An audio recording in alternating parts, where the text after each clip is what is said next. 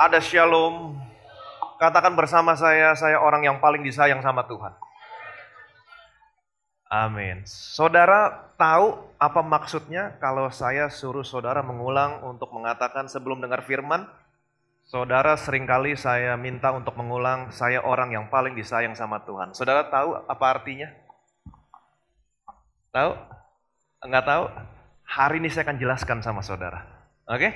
Hari ini saya mau ngajak saudara untuk sama-sama belajar betapa pentingnya saudara dan saya menyadari bahwa saudara dan saya adalah orang yang dikasihi Tuhan. Oke? Betapa pentingnya saudara menyadari bahwa saudara dan saya adalah orang yang bahasa sehari-harinya, saudara adalah orang yang paling disayang sama Tuhan. Oke? Nah, sebelum kita lanjut lebih jauh lagi, supaya saudara betul-betul tidak ada keraguan, betul-betul mantap ngomongnya, saya orang yang paling disayang sama Tuhan. Oke, saya akan kasih saudara dua bukti. Dua bukti ini nggak bisa disangkal oleh siapapun kalau bahwa saudara dan saya betul-betul adalah orang yang disayang Tuhan. Bilang sama kiri kanan saudara, kamu orang yang paling disayang Tuhan. Bukti yang pertama, perhatikan baik-baik. Karena begitu besar kasih Allah akan dunia ini, sehingga ia telah mengaruniakan anaknya yang tunggal, supaya setiap orang yang percaya kepadanya tidak binasa, melainkan beroleh hidup yang kekal. Oke, karena begitu besar kasih Allah akan dunia ini, sehingga ia telah mengaruniakan anaknya yang tunggal. Katakan bersama saya, yang tunggal. Satu-satunya, yang paling berharga. Supaya setiap orang yang percaya kepadanya tidak binasa, melainkan beroleh hidup yang kekal. Perhatikan baik-baik, ayat yang barusan saudara baca di sini merupakan sebagian kalimat yang Yesus katakan ketika Yesus sedang bercakap-cakap dengan siapa? Nikodemus. Oke? Jadi ayat yang barusan saudara baca merupakan sebagian kalimat yang diucapkan Yesus ketika Yesus sedang bercakap-cakap dengan Nikodemus. Apa judul perikopnya di situ? Percakapan dengan Nikodemus. Siapa yang bercakap-cakap dengan Nikodemus? Tuhan Yesus. Nah, saya mau saudara mengerti, Nikodemus adalah orang Farisi. Betul? Dia guru agama orang Yahudi. Dia tahu betul apa yang agamanya ajarkan kepada dia. Nah, orang-orang Yahudi percaya bahwa orang-orang di luar Yahudi adalah orang kafir. Oke? Artinya keselamatan hanya untuk bangsa Yahudi. Nah, jadi dengan kata lain, kalau mereka berpikir bahwa orang di luar Yahudi adalah orang kafir dan keselamatan hanya untuk orang-orang Yahudi, artinya saat itu yang ada dalam pikiran Nikodemus adalah bahwa Allah hanya mengasihi orang Yahudi. Allah hanya sayang kepada orang Yahudi. Jadi yang ada dalam pikiran Nikodemus saat itu adalah Allah hanya sayang orang Yahudi. Tetapi perhatikan baik-baik, saat itu Allah yang dalam bentuk manusia, yaitu siapa? Yesus berkata kepada Nikodemus, orang yang hanya tahu bahwa Allah hanya sayang kepada orang Yahudi. Yesus bilang begini kepada Nikodemus, perhatikan baik-baik. Yesus berkata begini, karena begitu besar kasih Allah akan dunia ini. Perhatikan baik-baik, sekali lagi saya ulangi. Saat itu Allah yang datang ke dalam dunia ini dalam bentuk manusia. Siapakah dia? Yesus. Sedang berkata kepada seseorang yang bernama siapa? Nikodemus. Yang saat itu yang ada dalam pikiran orang ini bahwa Allah hanya mengasihi orang Yahudi. Yesus berkata kepada Nikodemus, karena begitu besar kasih Allah akan dunia ini. Yesus tidak berkata begitu besar kasih Allah akan bangsa Yahudi, tidak. Tapi Yesus berkata begitu besar kasih Allah akan dunia ini. Siapa yang dimaksud dengan dunia ini? Ayo jangan malu-malu, jangan malu-malu. Termasuk saudara dan saya. Amin. Sehingga ia mengaruniakan anaknya yang tunggal, supaya setiap orang yang percaya kepada anaknya tidak binasa, melainkan beroleh hidup yang kekal. Jadi waktu Allah memberikan anaknya yang tunggal, satu-satunya, yang paling dia sayang, yang paling the best, yang sorga miliki, ini merupakan bukti bahwa Allah mengasihi saudara dan saya. Yang percaya boleh bilang amin. Saya mau tanya sama saudara, kalau saudara punya anak satu-satunya, tunggal, yang paling saudara sayang, Kalau saudara disuruh untuk memberikan anakmu mati buat orang lain supaya orang lain gak mati, saudara mau? Jujur, ada yang mau? Yang mau boleh tunjuk tangan. Amin. Nah, kalau ada orang yang sakit ginjal, dia butuh ginjal yang baru untuk melanjutkan hidupnya. Kalau saudara disuruh kasih ginjal anak saudara supaya orang itu bisa melanjutkan hidupnya, saudara mau? Ada yang mau? Tolong tunjuk tangan kalau ada yang mau. Amin. Tetapi perhatikan baik-baik. Tetapi Alkitab mengatakan, ia yang tidak menyayangkan anaknya sendiri. Betul? Ia yang tidak menyayangkan anaknya sendiri, tapi yang memberikannya kepada kita semua. Amin. Perhatikan baik-baik. Yesus adalah seorang pribadi yang paling berharga yang Bapaknya miliki di surga. Amin. Kalau yang paling berharga, yang paling the best, yang Bapak miliki di surga, Bapak gak segan-segan. Bapak berikan sama saudara sama saya. Supaya setiap orang yang percaya kepada anaknya tidak binasa, tetapi beroleh hidup yang kekal. Kalau sampai Bapak di surga melakukan ini merupakan bukti bahwa Bapak sayang sama saudara sama saya. Berikan kemuliaan yang meriah bagi nama Yesus. Bilang sama kiri kanan saudara, Tuhan sayang sama kamu. Jadi bukti yang pertama ini gak bisa disangkal. Ini bukti yang pertama. Kalau saja yang terbaik yang Bapak miliki di surga, Bapak kasih sama saudara sama saya. Artinya apa? Saudara dan saya adalah orang yang paling disayang. Bukti yang kedua, perhatikan baik-baik. Bapak tidak menghukum saudara, tapi Bapak menghukum anaknya. Wow. Kalau Bapak sampai tidak menghukum saudara, artinya saudara adalah orang yang paling disayang. Ingat baik-baik, ini prinsipnya gak boleh dilupakan. Allah adalah Allah yang kudus. Katakan bersama saya, Allah adalah Allah yang kudus. Apa artinya Allah adalah Allah yang kudus? Artinya Allah harus menghukum setiap dosa. Nggak ada kompromi. Tetapi saya punya kabar baik. Allah adalah kasih. Apa artinya Allah adalah kasih? Allah mengasihi orang berdosa. Kalau saudara berbuat dosa, maaf, nggak ada kompromi. Allah harus hukum dosamu. Tetapi kabar baiknya tadi dikatakan apa? Allah adalah kasih. Allah mengasihi saudara, mengasihi saya. Kalau Allah mengasihimu, artinya dia tidak bisa hukum dosamu di tubuhmu. Tetapi sebagai Allah yang kudus, nggak ada kompromi, dia harus hukum dosamu. Kalau begitu solusinya bagaimana? Harus ada solusinya. Solusinya adalah dia tidak bisa hukum dosamu di tubuhmu, tapi dia harus hukum dosamu. Solusinya adalah dia harus berikan tubuh pengganti. Siapakah dia? Yesus anaknya. Dia berikan Yesus datang ke dalam dunia ini, anaknya gantikan posisimu di atas kayu salib. Harusnya saudara dan saya yang tergantung di sana. Dihukum karena dosamu, karena dosa saya. Tetapi karena Allah begitu mengasihimu, dia berikan tubuh pengganti, dia berikan anaknya yang tergantung di atas kayu salib. Kemudian apa yang Allah lakukan? Allah tanggungan semua dosamu, Allah tanggungan semua dosa saya. Di tubuh anaknya, waktu anaknya menanggung dosamu, dia menjadi berdosa. Padahal dia tidak berdosa. 3 rasul mengatakan dia tidak berdosa, dia tidak mengenal dosa, di dalam dia tidak ada dosa. Tapi waktu dia menanggung dosamu, dia menjadi orang berdosa. Waktu dia menjadi orang berdosa, dia diperlakukan Bapaknya sebagaimana layaknya orang berdosa. Dihancurkan, diremukkan, ditikam, ditombak. Yesaya mengatakan dagingnya robek, terlepas, tulang-tulangnya menonjol. Wow. Seharusnya itu semua yang saudara dan saya alami. Tetapi karena Allah begitu mengasihimu, dia berikan anaknya. Anaknya menanggung segala sesuatunya. Supaya hari ini saudara dan saya yang ada dalam Yesus tidak lagi ada penghukuman. Berikan kemuliaan yang meriah bagi nama Yesus. Ini bukti yang kedua. Bapa tidak menghukum dosamu di tubuhmu, tapi dia hukum dosamu di mana? Di tubuh anaknya. Ini bukti yang kedua. Oke, cukup buktinya? Perlu bukti yang lain? Perlu? Saya rasa cukup. Oke, 2 bukti ini merupakan bukti bahwa betapa Tuhan sayang sama saudara, sayang sama saya. Jadi saudara dan saya adalah orang yang disayang sama Tuhan. Bilang sama kiri kanan saudara, kamu orang yang disayang sama Tuhan. Nah, kalau saudara tahu bahwa saudara adalah orang yang disayang sama Tuhan, betapa pentingnya sekarang, respon saudara, betapa pentingnya saudara menyadari, percaya dimanapun, kapanpun, dalam situasi apapun, bahwa saudara dan saya adalah orang yang disayang sama Tuhan. Hari ini saya mau ajak saudara untuk sama-sama belajar dari dua murid Yesus. Kalau saudara menyadari, kalau saudara menjadi orang yang menyadari bahwa saudara dan saya adalah orang yang paling disayang sama Tuhan, ada buahnya, ada hasilnya.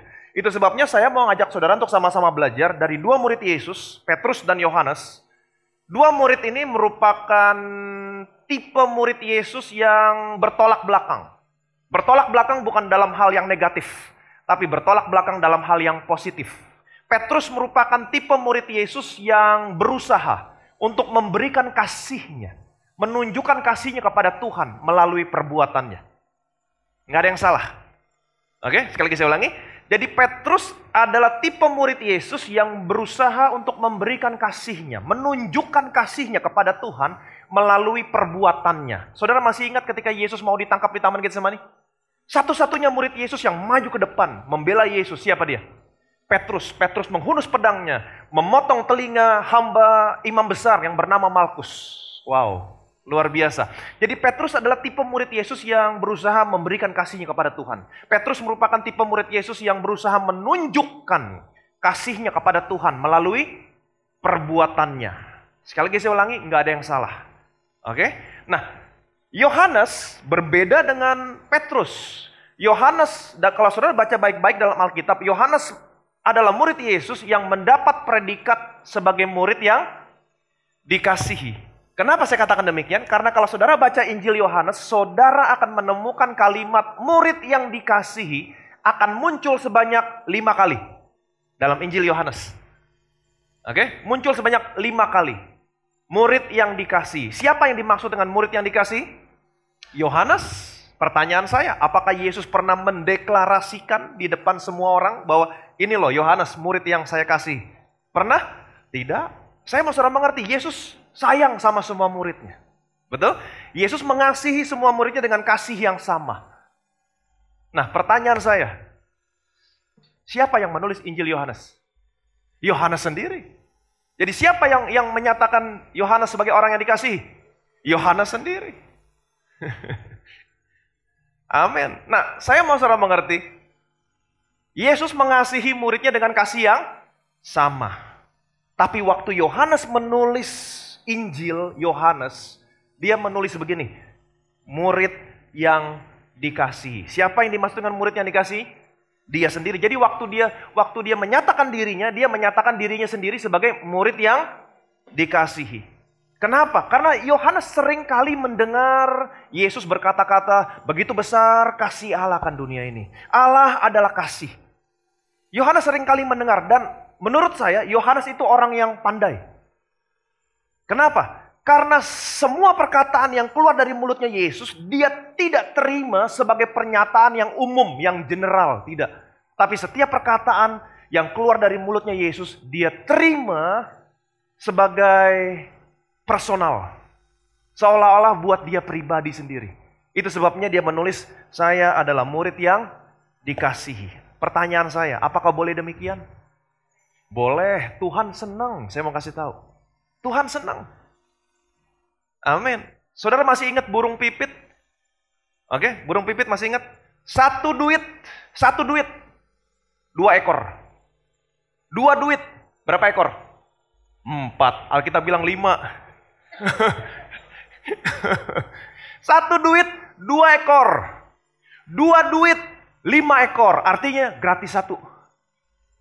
Betul? Apa yang saya mau sampaikan di sini? Artinya burung pipit itu boleh dibilang gak ada harganya, Pak. Murah sekali. 1 duit, oke, pakai mata uang kita. 1 rupiah 2 ekor. 2 rupiah harusnya dapat 4, tapi dikasih gratis 1. Artinya burung pipit murah sekali, gak ada harganya. Tapi Tuhan Yesus berkata, tidak seekor pun. Wow. Katakan bersama saya, tidak seekor pun. Tidak seekor pun dilupakan Allah. Tidak seekor pun dia jatuh ke bumi tanpa seizin Bapa di surga. Jadi Allah mengasihi burung pipit bukan secara spesies, secara general, bukan. Tapi Allah mengasihi burung pipit seekor demi seekor. Kalau saja yang tidak ada harganya, Allah mengasihi seekor demi seekor. Tuhan Yesus berkata, kamu lebih dari burung pipit. Kalau saja yang tidak ada harganya Tuhan mengasihi seekor demi seekor, terlebih lagi saudara dan saya, Tuhan mengasihimu secara pribadi demi pribadi. Berikan kemuliaan yang meriah bagi nama Yesus. Amin. Jadi perhatikan baik-baik. Jadi kita akan sama-sama belajar dari Petrus dan Yohanes. Petrus, sekali lagi saya ulangi, merupakan tipe murid Yesus yang berusaha untuk menunjukkan kasihnya kepada Tuhan. Petrus adalah tipe murid Yesus yang berusaha memberikan kasihnya kepada Tuhan melalui perbuatannya. Sedangkan Yohanes berbeda. Dia merupakan tipe murid Yesus yang hanya menerima kasih Tuhan, hanya fokus menerima kasih Tuhan. Dia merupakan tipe murid Yesus yang hanya fokus menyadari bahwa betapa Tuhan sayang sama dia. Dia hanya fokus bahwa oh saya adalah orang yang disayang sama Tuhan. Apa hasilnya dari kedua orang ini? Buahnya bagaimana? Perhatikan baik-baik. Yuk kita lihat. Ada berapa kali muncul tadi murid yang dikasih? Ada 5 kali. Kita lihat 5-5-nya. Dan semuanya selalu dibandingkan dengan Petrus. Ini merupakan pelajaran yang berharga buat saudara. Perhatikan baik-baik. Setelah Yesus berkata demikian, ia sangat terharu, lalu bersaksi, "Aku berkata kepadamu, sesungguhnya seorang di antara kamu akan menyerahkan aku." Murid-murid itu memandang seorang kepada yang lain. Mereka ragu-ragu siapa yang dimaksudkannya. Seorang di antara murid Yesus, yaitu murid yang dikasihinya, bersandar dekat kepadanya, di sebelah kanannya. Kepada murid itu, Simon Petrus memberi isyarat dan berkata, "Tanyalah siapa yang dimaksudkannya." Murid yang duduk dekat Yesus berpaling dan berkata kepadanya, "Tuhan, siapakah itu?" Jawab Yesus, "Dialah itu yang kepadanya aku akan memberikan roti, sesudah aku mencelupkannya." Sesudah berkata demikian, ia mengambil roti, mencelupkannya dan memberikannya kepada Yudas, anak Simon Iskariot. Amin. Perhatikan baik-baik ayat yang ke-23. Di sini dikatakan demikian, ayat yang ke-23 tadi. Seorang di antara murid Yesus, yaitu murid yang dikasihinya, bersandar dekat kepadanya di sebelah kanannya. Oke, nah perhatikan baik-baik seperti yang tadi saya katakan. Kalimat yang mengatakan murid yang dikasihinya dalam Injil Yohanes muncul sebanyak berapa kali? 5 kali. Nah ini yang pertama kali muncul. Dalam ayat yang ke-23. Oke, perhatikan baik-baik. Seorang di antara murid Yesus yaitu murid yang dikasihnya. Ini yang pertama kali muncul. Nah perhatikan baik-baik. Waktu Petrus mendengar perkataan Yesus bahwa ada seorang murid Yesus yang mau menyerahkan Yesus, mengkhianati Yesus. Petrus, dia mau tahu siapa orangnya. Jadi Petrus memang agak kepo orangnya.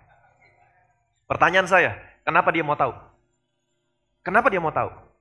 Waktu Petrus mendengar ada seseorang yang mau menyerahkan Yesus, mengkhianati Yesus, dia langsung mau tahu.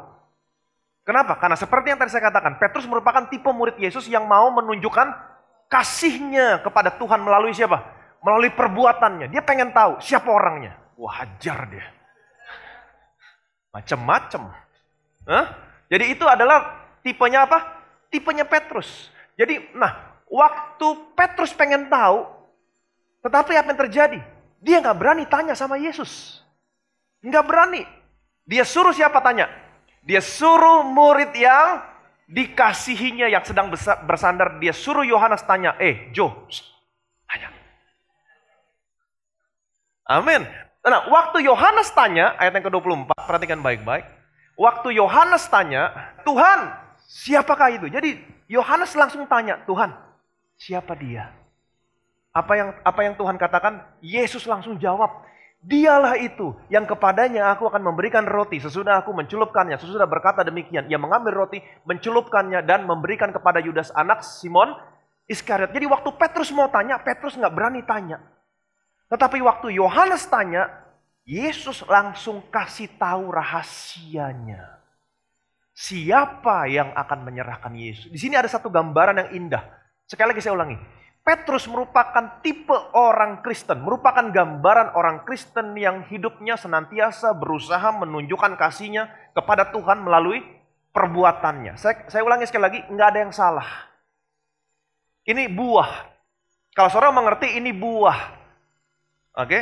Ini adalah buah. Bukan seperti Petrus, tapi kalau saudara senantiasa ingin menunjukkan kasihmu kepada Tuhan, itu saya berharap itu adalah buah. Oke? Perhatikan baik-baik. Jadi di sini Jadi di sini Petrus merupakan tipe orang Kristen yang berusaha untuk menunjukkan kasihnya melalui perbuatannya. Oke, Yohanes adalah tipe orang Kristen yang hanya fokus menerima kasih Tuhan.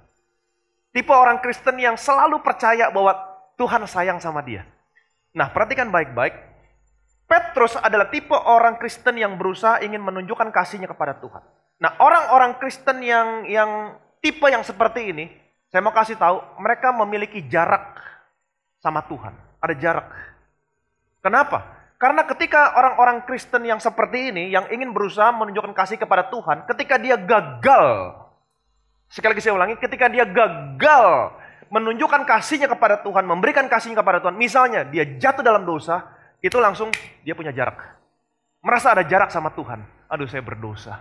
Aduh, saya sepertinya kurang begini deh. Sepertinya, aduh, saya habis begini. Jadi dia punya jarak sama Tuhan. Ada jarak sama Tuhan. Oke, merasa ada sesuatu yang kurang, merasa nggak layak, jadi dia ada jarak sama Tuhan. Tetapi tipe orang Kristen yang sama seperti Yohanes, dia senantiasa menyadari betapa Tuhan sayang sama dia. Hanya fokus menerima kasih Tuhan, hanya menyadari, oh saya orang yang paling disayang sama Tuhan. Saya mau kasih tahu, tipe orang Kristen seperti ini nggak ada jarak sama Tuhan. Amin.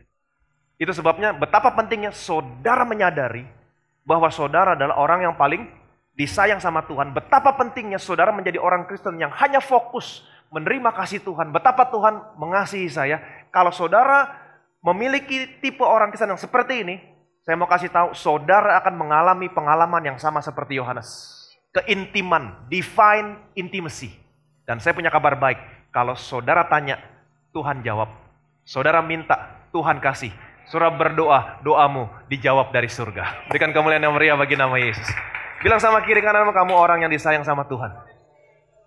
Amin. Jadi kalau saudara perhatikan baik-baik dari lima kalimat murid yang dikasihi di sini, muncul itu selalu dibandingkan dengan siapa? Dengan Petrus. Luar biasa sekali. Jadi saya berharap saudara menjadi tipe orang Kristen yang senantiasa menyadari bahwa saudara adalah orang yang disayang sama Tuhan. Jangan berusaha menunjukkan. Nggak usah khawatir. Ketika saudara menyadari adalah orang yang disayang, buahnya apa? Saudara akan menunjukkan kasihmu kepada Tuhan. Nanti saudara akan ketemukan di sini. Perhatikan baik-baik. Yuk, ayat berikutnya. Yang kedua. Dan dekat salib Yesus berdiri ibunya dan saudara ibunya, Maria, istri Klopas dan Maria Magdalena. Ketika Yesus melihat ibunya dan murid yang dikasihinya di sampingnya, berkatalah ia kepada ibunya, "Ibu, inilah anakmu." Kemudian katanya kepada murid-muridnya, "Inilah ibumu." Dan sejak saat itu murid itu menerima dia di dalam rumahnya. Oke, ayat yang ke-26, perhatikan baik-baik. Ketika Yesus melihat ibunya dan murid yang dikasihinya. Ini merupakan kalimat murid yang dikasihinya yang kedua kali yang muncul dalam Injil Yohanes. Oke, di sampingnya berkatalah ia kepada ibunya, "Ibu, inilah anakmu." Nah, peristiwa ini kalau saudara perhatikan baik-baik terjadi di mana? Di bawah kaki salib Yesus. Oke? Nah, perhatikan baik-baik. Seperti yang tadi saya katakan, Petrus merupakan tipe murid Yesus yang senantiasa berusaha menunjukkan kasihnya melalui perbuatannya. Dia merupakan tipe murid Yesus yang berusaha memberikan kasihnya kepada Tuhan melalui perbuatannya. Seperti yang tadi saya katakan, ketika Yesus mau ditangkap di Taman Getsemani, satu-satunya murid Yesus yang maju ke depan membela Yesus, menghunus pedang, memotong telinga hamba imam besar yang bernama Malkus. Siapakah dia?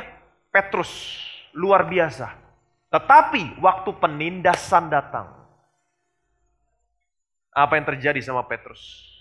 Semalam sebelum Yesus diserahkan. Oke, ketika Yesus diadili, semalam sebelum diserahkan, di halaman depan rumah Kayafas, imam besar. Di situ di depan api arang, Petrus duduk di sana. Ada begitu banyak orang. Dan salah seorang dari kerumunan orang banyak itu berkata, bukankah kamu salah seorang dari mereka? Apa jawab Petrus?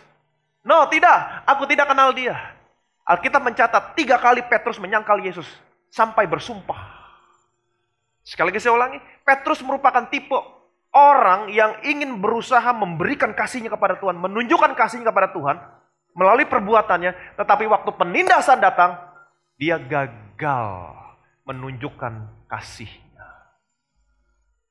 Tetapi Yohanes, murid yang dikasihinya, murid yang hanya fokus menerima kasih Tuhan, murid yang hanya fokus menyadari betapa Tuhan sayang sama dia, waktu penindasan datang, dia sanggup mendampingi Yesus sampai di bawah kaki salib Yesus. Sekali lagi saya ulangi, Yohanes merupakan tipe murid Yesus yang hanya menyadari betapa Tuhan sayang sama dia. Hanya fokus menerima kasih Tuhan. Waktu penindasan datang, perhatikan baik-baik, waktu penindasan datang, dia sanggup mendampingi Yesus. Ketika murid-murid lain pergi, tidak ada seorang pun, dia sanggup mendampingi Yesus sampai di mana?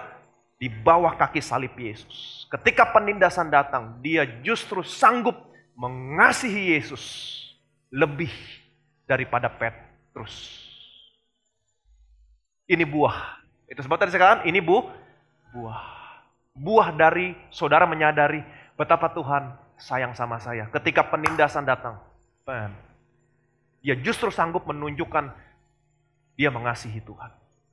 Itu sebabnya saya mau kasih tahu sama saudara, perhatikan baik-baik betapa pentingnya saudara menyadari bahwa saudara adalah orang yang disayang sama Tuhan. Saya mau kasih tahu, penindasan tidak bisa memisahkan saudara dari kasih Tuhan. Sakit penyakit tidak bisa memisahkan saudara dari kasih Tuhan. Kalau saudara menyadari saudara adalah orang yang paling disayang sama Tuhan, saya mau kasih tahu, tidak ada sesuatu apapun yang bisa memisahkanmu dari kasih Kristus. Berikan kemuliaan yang meriah bagi nama Yesus. Ada haleluya. Jadi saya mau saudara mengerti senantiasa menunjukkan kasihmu kepada Tuhan. It is good. Harus. Tapi saya mau saudara memiliki kasihmu kepada Tuhan ini adalah sebagai buah ketika saudara menyadari betapa saudara adalah orang yang disayang sama Tuhan. Oke? Yang ketiga, perhatikan baik-baik. Ia berlari-lari mendapatkan Simon Petrus dan murid yang lain yang dikasihi Yesus, dan berkata kepada mereka, Tuhan telah diambil orang dari kuburnya dan kami tidak tahu di mana ia diletakkan. Maka berangkatlah Petrus dan murid yang lain itu ke kubur. Keduanya berlari bersama-sama. Tetapi murid yang lain itu berlari lebih cepat daripada Petrus sehingga lebih dahulu sampai di kubur. Oke, perhatikan baik-baik ayat yang kedua. Di sini dikatakan, ia berlari-lari mendapatkan Simon Petrus dan murid yang lain yang dikasihi Yesus. Ini murid yang dikasihi Yesus yang ketiga kalinya muncul, betul? Oke, dan kalau saudara perhatikan baik-baik, selalu di-compare dengan siapa? Dengan Petrus. Selalu di-compare dengan Petrus. Lima-limanya muncul, lima-limanya di-compare dengan Petrus. Oke? Perhatikan baik-baik. Ayat yang keempat, di sini dikatakan demikian. Keduanya berlari bersama-sama. Siapa keduanya? Petrus dan Yohanes, murid yang dikasihinya. Oke? Keduanya berlari bersama-sama, tetapi murid yang lain itu, siapakah dia? Bukan Petrus, tetapi murid yang lain itu berlari lebih cepat daripada Petrus. Keduanya berlari bersama-sama. Siapa keduanya? Petrus dan Yohanes. Tetapi murid yang lain itu berlari lebih cepat daripada Petrus. Kalau begitu murid yang lain di sini siapa? Yohanes. Yohanes berlari lebih cepat daripada Petrus sehingga lebih dahulu sampai di kubur. Nah, perhatikan baik-baik. Di sini kejadiannya sangat sederhana sekali. Oke, keduanya berlari bersama-sama. Keduanya start sama-sama. Kalau saudara mulai bisnis sama teman saudara mulai bisnis, temanmu mulai bisnis bersama-sama. Oke? Tetapi kalau saudara adalah orang yang menyadari, saudara adalah orang yang disayang sama Tuhan. Apa yang terjadi sama saudara?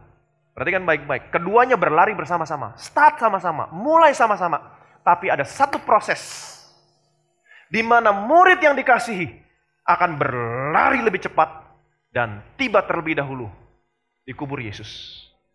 Kalau saudara menyadari bahwa saudara adalah orang yang paling disayang sama Tuhan. Oke? Saudara mulai sama-sama, tapi saya mau kasih tahu, ada satu proses di mana saudara tidak akan ada di belakang. Tapi saudara akan dipimpin di depan. Kalau saudara menyadari saudara adalah orang yang disayang sama Tuhan, saya punya kabar baik, ada satu proses di mana saudara tidak jadi ekor, tapi saudara jadi kepala. Berikan kemuliaan yang meriah bagi nama Yesus. Wow, bilang sama kiri kanan saudara, kalau kamu disayang Tuhan, kamu jadi kepala. Amin. Amin. Perhatikan baik. Yang keempat, perhatikan baik-baik. Kata Simon Petrus kepada mereka, "Aku pergi menangkap ikan." Kata mereka kepadanya, "Kami pergi juga dengan engkau." Mereka berangkat lalu naik ke perahu. Tetapi malam itu mereka tidak menangkap apa-apa. Ketika hari mulai siang, Yesus berdiri di pantai. Akan tetapi murid-murid itu tidak tahu bahwa itu adalah Yesus. Kata Yesus kepada mereka, "Hai anak-anak, adakah kamu mempunyai lauk pauk?" Jawab mereka, "Tidak ada." Maka kata Yesus kepada mereka, "Tebarkanlah jalamu di sebelah kanan perahu, maka akan kamu peroleh." Lalu mereka menebarkannya, lalu mereka tidak dapat menariknya lagi karena banyaknya ikan.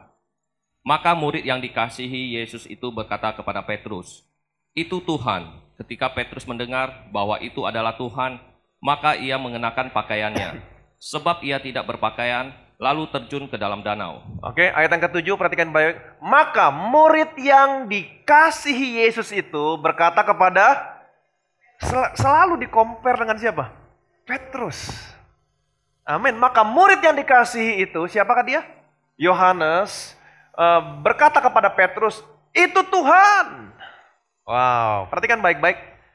Ayat yang saudara baca di sini merupakan peristiwa di mana setelah Yesus mati, Yesus bangkit, kemudian Yesus menampakkan diri kepada murid-muridnya di pantai Danau Tiberias yang semalam-malaman mereka menangkap ikan, tapi mereka tidak mendapat seekor pun. Yesus berdiri di pantai Danau Tiberias, mereka kembali dari menangkap ikan, tidak mendapat seekor pun. Yesus berkata, "Hai anak-anak, adakah lauk pauk?" Mereka menjawab, "Tidak ada." Kemudian Tuhan berkata, "Tebarkan jalamu ke sebelah kanan." Mereka menebarkan jalannya ke sebelah kanan. Mereka mendapat banyak ikan, 153 ekor ikan. Sekalipun banyaknya ikan, tapi jalan mereka tidak koyak. Nah, perhatikan baik-baik. Semua murid Yesus, termasuk Petrus, mereka tidak tahu bahwa orang yang menyuruh menebarkan jala di sebelah kanan itu adalah Yesus. Mereka nggak tahu. Hanya murid yang dikasihi, yang mengenal, langsung tahu, itu Tuhan. Wow. Apa yang saya mau sampaikan sama saudara? Kalau saudara senantiasa menyadari, hidupmu hanya percaya, hanya menerima kasih Tuhan. Saudara menyadari bahwa Tuhan sayang sama saudara. Saya mau kasih tahu, saudara akan lebih cepat memiliki pewahyuan tentang Tuhan. Saudara akan memiliki pandangan rohani yang lebih tajam daripada orang lain. Itu sebabnya sekarang saudara harus mengerti kenapa setiap kali sebelum saya khotbah, saya selalu suruh saudara mengatakan saya orang yang paling disayang sama Tuhan. Supaya apa? Sebab saya menyampaikan firman, saudara langsung, oh yes, yes. Saudara bisa melihat Tuhan di dalamnya. Wow. Saudara ngerti sekarang? Kenapa saya suruh saudara selalu mengatakan saya orang yang paling disayang sama Tuhan? Bukannya nggak ada maksudnya, ada maksudnya.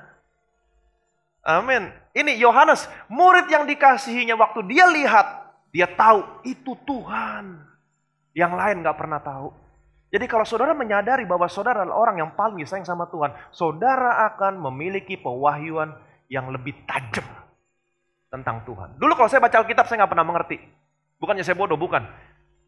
Tapi ini berbicara spirit, berbicara roh, pewahyuan. Oke, tetapi sekarang saya tahu rahasianya. Saya tahu rahasianya. Sebelum baca, Tuhan aku bersyukur karena kau begitu mengasihi aku. Dan saya percaya Tuhan, tidak ada yang tersembunyi. Tidak ada satupun rahasia yang tersembunyi buat orang-orang yang kau kasihi. Yes. Saya orang yang paling disayang sama Tuhan. Baca, dengar, saudara langsung, oh iya, betul, oh iya, yes, amin, amin, amin.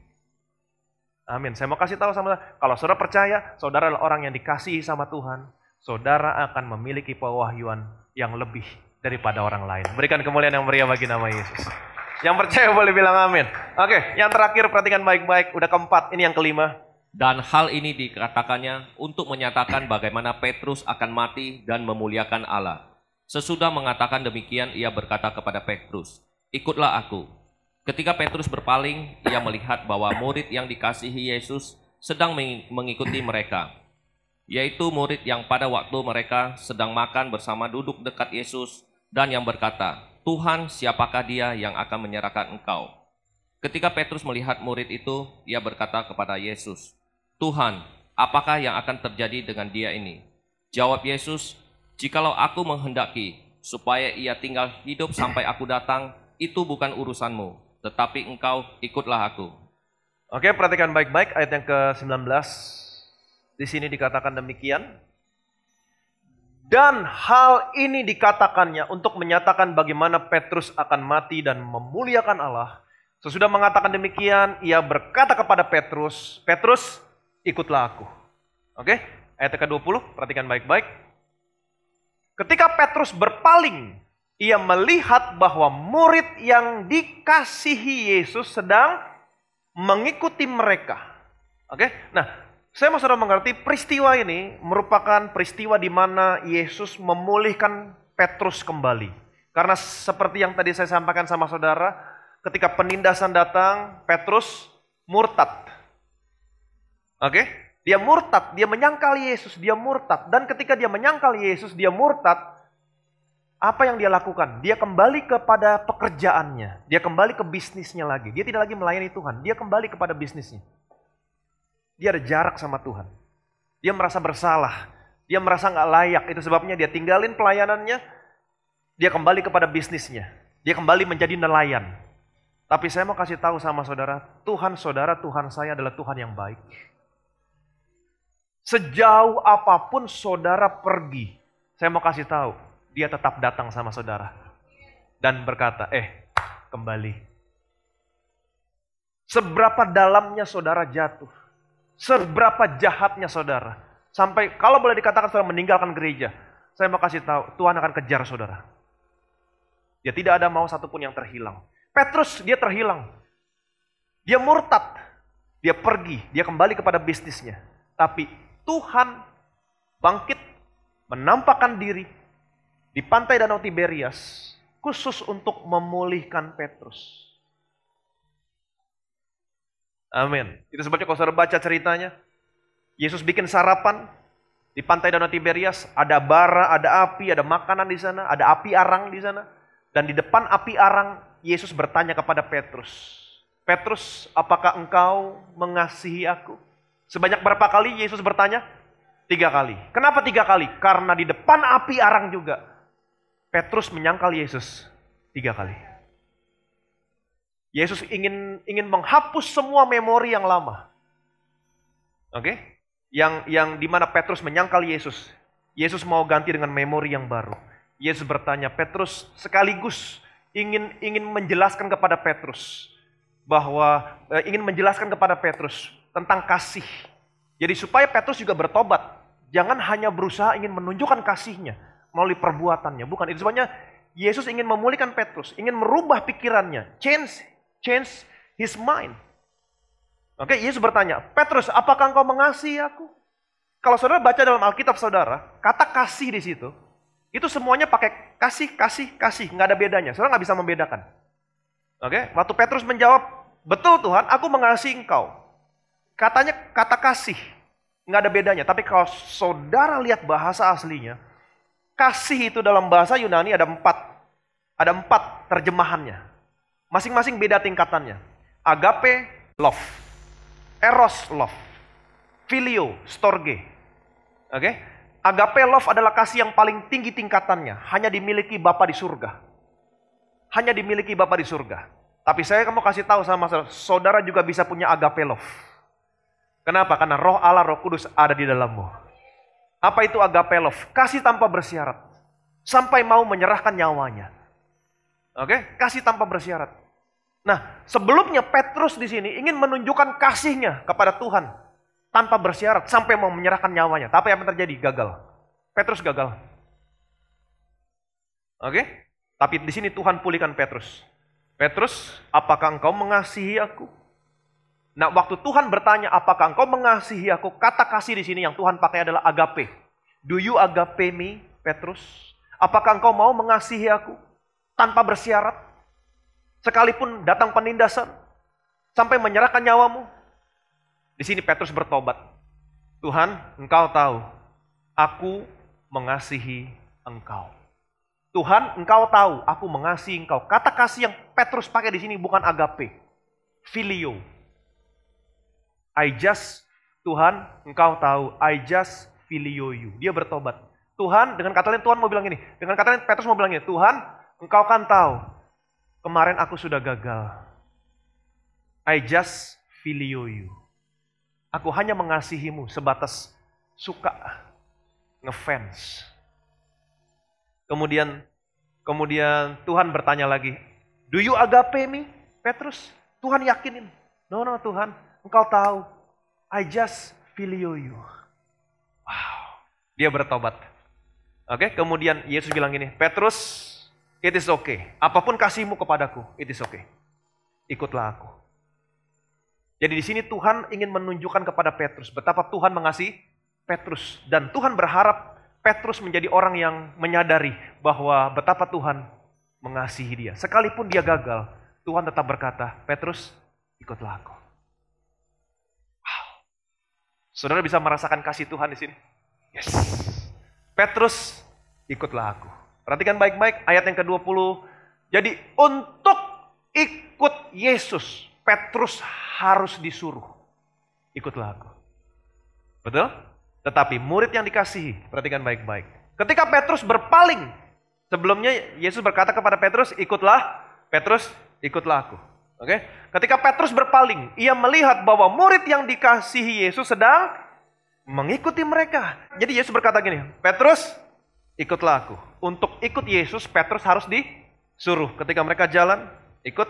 Ketika Petrus berpaling, Petrus melihat bahwa murid yang dikasihi Yesus sedang mengikuti mereka. Untuk mengikuti Yesus, Petrus harus disuruh. Tetapi murid yang dikasihinya untuk mengikuti Yesus nggak perlu disuruh. Otomatis langsung ikut. Apa yang saya mau sampaikan sama saudara? Perhatikan baik-baik. Kalau saudara senantiasa menyadari bahwa saudara adalah orang yang disayang Tuhan, saya mau kasih tahu sama saudara, saudara nggak perlu di warning. Nggak perlu dikasih tahu, kamu harus begini, kamu harus begitu, sebagai orang percaya, kamu orang Kristen harus begini. Nggak perlu di warning. Kalau saudara menyadari, saudara adalah orang yang paling disayang sama Tuhan, maka saudara akan hidup sebagaimana layaknya orang percaya hidup.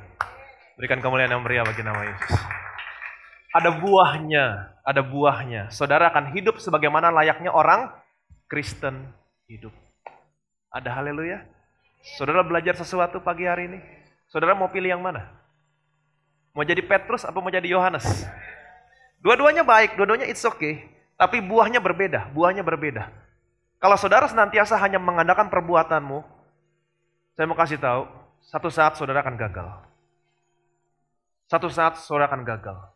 Tetapi kalau saudara senantiasa menyadari bahwa betapa Tuhan sayang sama saya, Dia sampai-sampai memberikan anaknya yang tunggal, mati buat saya, supaya saya tidak binasa. Kalau saudara senantiasa menyadari betapa Tuhan sayang sama saya orang paling disayang sama Tuhan. Waktu penindasan datang, saya mau kasih tahu, tidak ada satu apapun yang bisa memisahkanmu dari kasih Kristus. Amin. Justru saudara sanggup menunjukkan bahwa saudara lebih bisa mengasihi Tuhan dibanding orang lain. Ini adalah buah. Dan ada satu hal yang luar biasa, ketika saudara menyadari bahwa saudara adalah orang yang disayang sama Tuhan. Saudara boleh mulai bisnis bersama-sama, start bersama-sama, modal yang sama, atau mungkin modalmu lebih kecil. Tapi kalau saudara menyadari saudara adalah orang yang disayang Tuhan, maka ada satu proses di mana saudara tidak akan ada di belakang. Tapi saudara akan lebih cepat. Saudara akan memimpin di depan. Wow, indah. Amin. Dan kalau saudara percaya bahwa saudara adalah orang yang paling disayang sama Tuhan, apa yang terjadi? Saudara gak ada jarak. Saudara memiliki keintiman dengan Tuhan. Divine intimacy. Dan ketika saudara baca firman Tuhan, saudara memiliki pewahyuan yang lebih cepat dari orang lain. Saudara memiliki pandangan rohani yang lebih tajam daripada orang lain. Waktu saudara dengar khotbah, baca firman, saudara mengerti, oh yes, amin, amin. Saya bisa melihat Tuhan, Amin. Dan kalau saudara menyadari bahwa saudara adalah orang yang disayang sama Tuhan, perhatikan baik-baik, saudara nggak perlu di warning, nggak perlu. Orang Kristen harus begini ya, orang Kristen harus begitu ya, nggak perlu. Saudara kalau menyadari saudara adalah orang yang disayang sama Tuhan, otomatis sebagai buah betapa saudara mengasihi Tuhan. Buahnya adalah saudara akan bisa hidup sebagaimana layaknya orang percaya hidup. Ada haleluya? Saudara belajar sesuatu pagi hari ini? Saudara diberkati? Bilang sama kiri kananmu, kamu orang yang paling disayang sama Tuhan. Yuk, berikan dulu kemuliaan yang meriah bagi nama Yesus. Bapa dalam surga, kami mengucap syukur Tuhan.